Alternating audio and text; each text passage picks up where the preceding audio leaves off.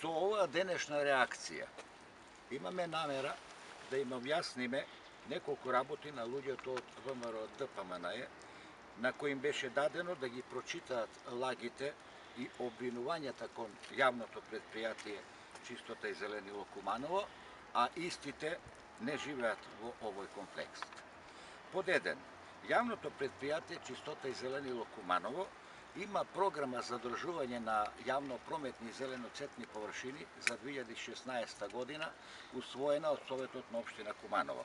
Овој комплекс не е влезен во програмата затоа што не е јавна површина, јавно-прометна површина. По Законот за домување, донесен од Собранието на Република Македонија, со зградите и дворното место околу зградите управуваат неколку стамбени задруги кои се должни од резервниот фонд на станарите да ангажираат лица или организации да го одржуваат просторот, односно нивното дворно место.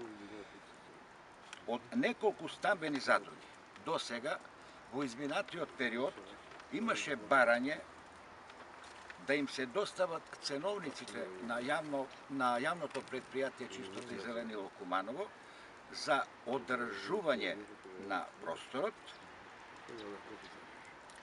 Меѓутоа, до сега немаме одговор од стамбените задруги за прифаќање или неприфаќање на понудата.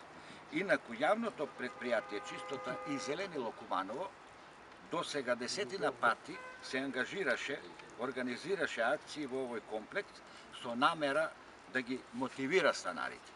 На крај би сакале да дадеме еден апел до граѓаните и станарите на овој комплекс да се ангажираат лично или преку стамбените задруги за да може да се одржуваат нивните дворни места.